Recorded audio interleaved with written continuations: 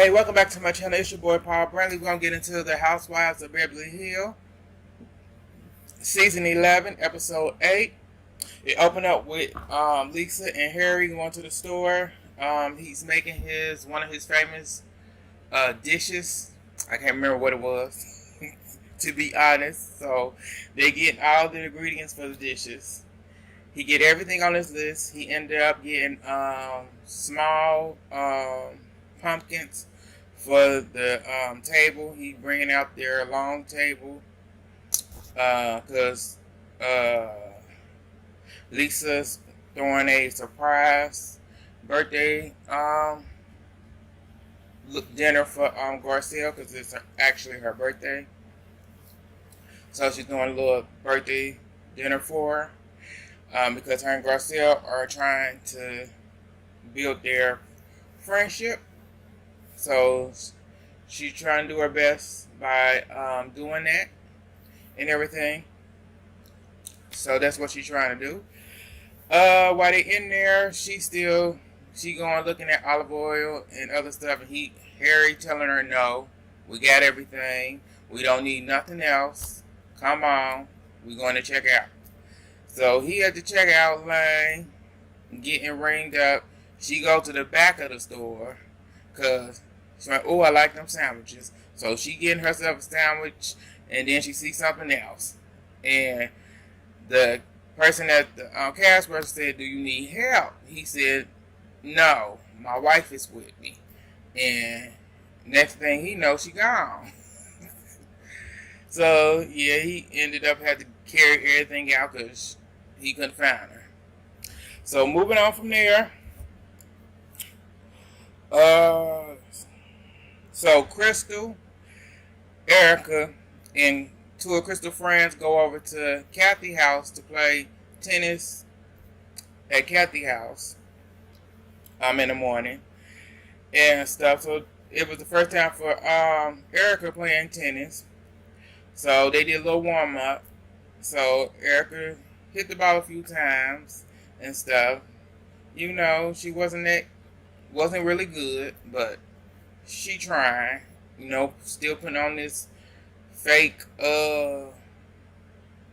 front and everything as she usually doing. So, they get into the game. Crystal really didn't give Erica a chance to even hit the ball. She didn't let her attempt to serve, attempt to even try to hit the ball back. She was doing everything. But she graded her as a good cheerleader. She gave her a 2 for effort, for just trying. But she dominated the whole thing. So it was over. Her friends left. They went in and ate breakfast and talked to Kathy a little bit. And they was just sitting down talking about, Kathy asked her about, how you feel, being on your own, living your own place and everything. She like, it feels good, not being, controlled. And you know what? Giving that sad story and everything as usual. Here we go again.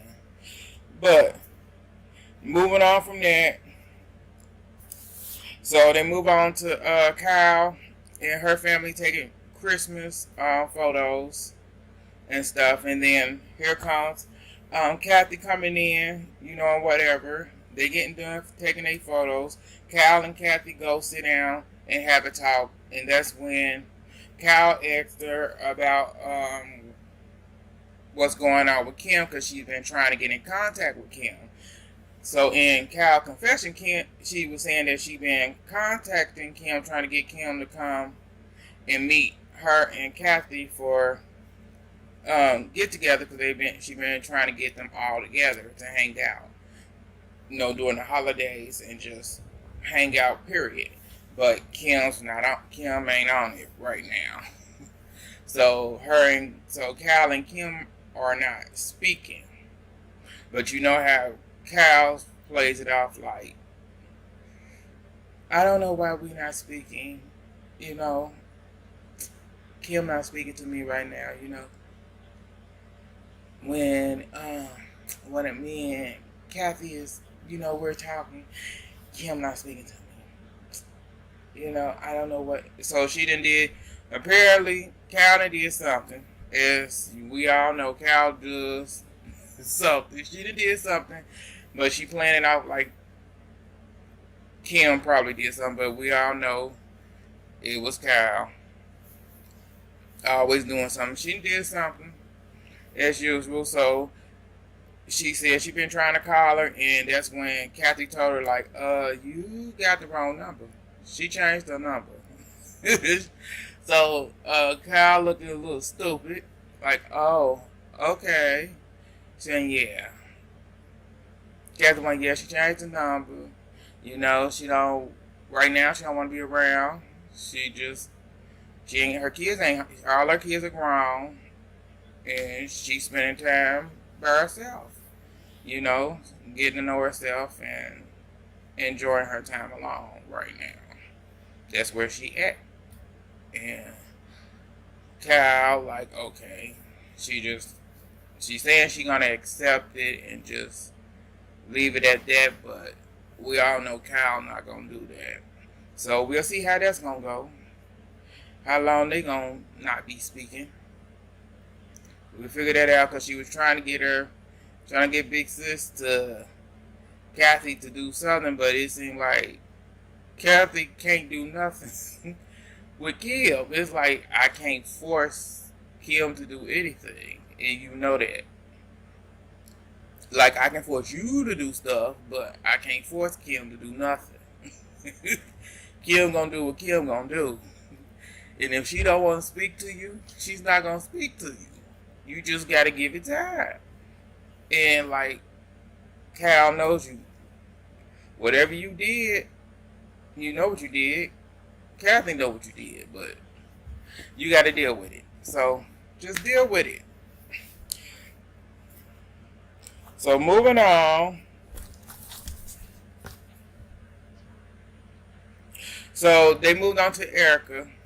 Erica showing Lisa her place, some of the stuff that she has renovated so far. They showed her showing the powder room, showing the I want to say her shoe room, and I want to say they showed her closet. I'm not sure. I can't remember. I think they did or whatever. Then Sutton came over and brought her a this signed autograph book by famous designer. Can't remember. Yeah, but she's in it. Sutton's in it. Two pictures of her in it. And I said, which was very nice of her and everything. Like, I want a friend like Sutton. It's like, but Erica's the dumbest. But Sutton is a true friend. But that's Erica's loss. That's on her. So moving on, it moved on to Garcia. Garcia at home making dinner for her boys. Her son Jax has a class that's getting ready to start. At the same time she making dinner. He's taking her Japanese. Excuse me. And while she's getting ready to cook, she's trying not to make noise at the same time. So yeah, she's making noise while he's taking the class. So she had to call Jay down, her son Jay down, and while she on the phone calling him, she said, "I need you to come down here to change the dishwasher." He's saying, "I did that yesterday," and she said, "I didn't ask you that. Come down here and change the dishwasher because your brother is taking a class." So he came downstairs with an attitude, and he making noise. And she already told him he's taking a class. So after that, when his class was over, they get ready to eat dinner. She's like, "Jay, change your attitude." And her confession, like, he was all good last week. He was lovey-dovey when I asked about I want to get married again. He was against it. Now this week he He in a different mood. Teenagers. And she wasn't trying to get, I said, Jack had something to say. She said, do not do it. Leave him alone. Jack says the prayers and everything. Jake's still not eating. So she had to do that little, the black parents move where you got to turn your head away from the camera, look him dead in his face, say what she had to say, and said, go to your room. So he went to his room, and she asked Jackson, what should I do? He said, take away his charger and the cables to his phone. So when his phone get ready to down, he learned his lesson about being smart and all this other stuff. So, like, she's saying that is just evil, but he has a point, cause he'll think about it next time, and then she want to change the way she does things from the way that she grew up and the way her mom raised her. And there's sometimes nowadays you need to be more strict. Like, you need to bring some of the teachings that your parents did on you to the teachings of you doing with your kids. You have to bring them in there, because nowadays these kids really do not care for authorities at all, their parents or anybody.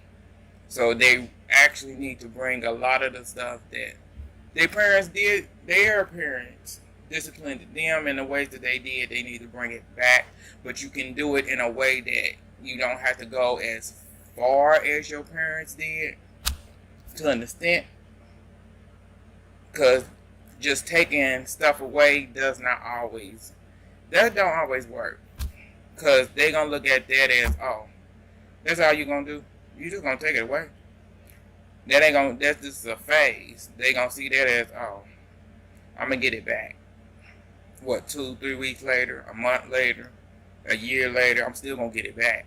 They're gonna always get it back, and you can't always do that. So some things you're gonna have to really think about. But moving on from that, so getting to the dinner, to Lisa's house, everybody shows up, all the ladies looking nice, and somewhat, and everything's going good. Okay. Harry was the one that met everybody at the door, and he was still cooking and all that stuff. Kyle and Derek asked him about the table setup. What did Lisa do? He said she did nothing. And they bust out laughing. It's like, yeah, it is sad. So, moving on.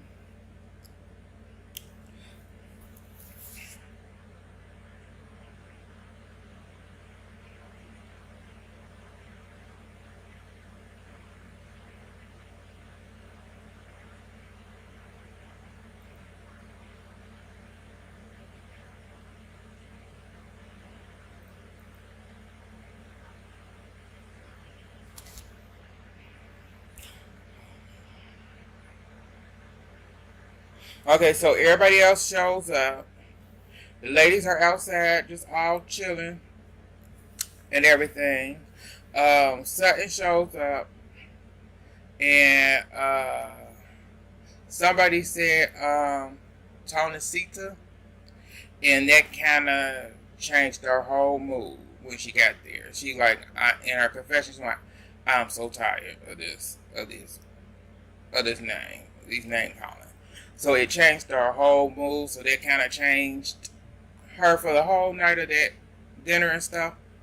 Then Garcelle finally showed up. Everybody sat down, talked, got a drink, everything. So they went over to have dinner.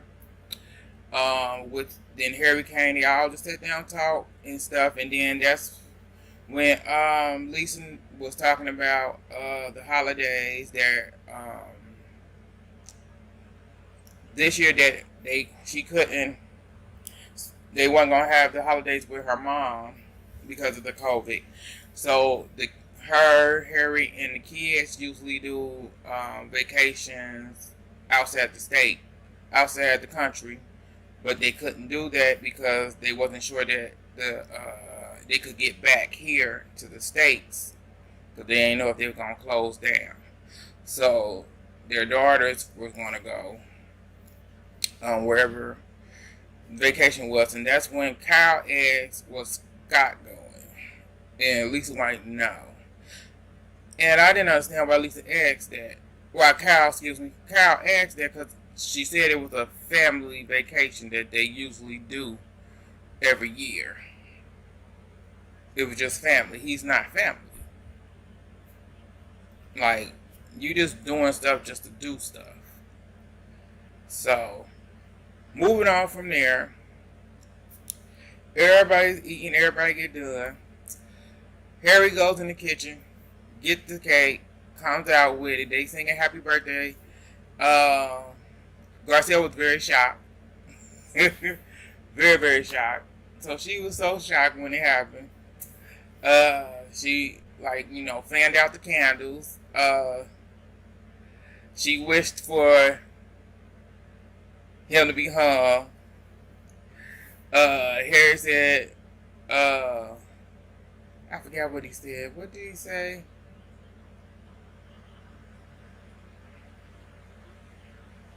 I forget. We're going to move on from that. And so they all have gathered presents and whatever. And, Sutton sitting over there by herself, just sitting there watching, seeing her good girl, good Judy, over there opening up her presents and everything. And here comes Messy Kyle. Hey, what's wrong? Sutton over there putting on, pulled out her mirror, putting on her makeup, on her lipstick, minding her business, ain't bothering nobody, sitting there, and Kyle like, what's wrong? What's wrong? She's like, nothing, girl, nothing, nothing. You can tell me what's wrong. What's wrong? I just don't like being around people I don't like. I'm like, Sutton, you just, and then you see Nosy Crystal looking over with that smirk on her face, and it's like, really, Crystal? You just, so she's like, so Kyle like, let's go to the bar, let's go get a drink. So they get up to go get a drink. They over there. Kyle like, you can talk to me, we friends. And Sutton was like, okay. Well, she went, I'm tired of this. She going around talking about me, so I'm tired of the name calling.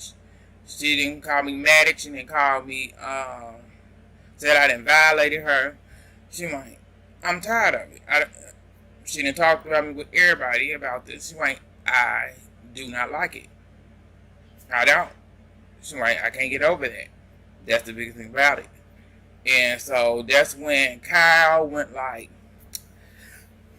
she is acting irrational. Hold up, Kyle. How she's acting irrational? Because when you and Derek get into it all the time over Derek talks too much. When Derek be talking to somebody and they be having a conversation, you want to jump in the middle of her conversation with somebody else because you want to ask, because you getting tired of her talking to whoever she talking to, because you just want to interrupt Derek. It ain't got nothing to do with you want to ask a question of that person that she's talking to. You just want to interrupt Derek because you tired of hearing her talk. But Sutton being irrational, but you don't think you be irrational when Derek be minding her business, talking to any other ladies on her own, but Sutton being irrational because a person is calling her vicious names. saying she violated her. She's Matic. And she know why she said Matic. Let's be real. Moving on. So everybody at the table, like, is they fighting? So everybody get up, moves and come over there and stuff, and seeing what's going on. And you got Dorit like, Sutton, girl, Sutton.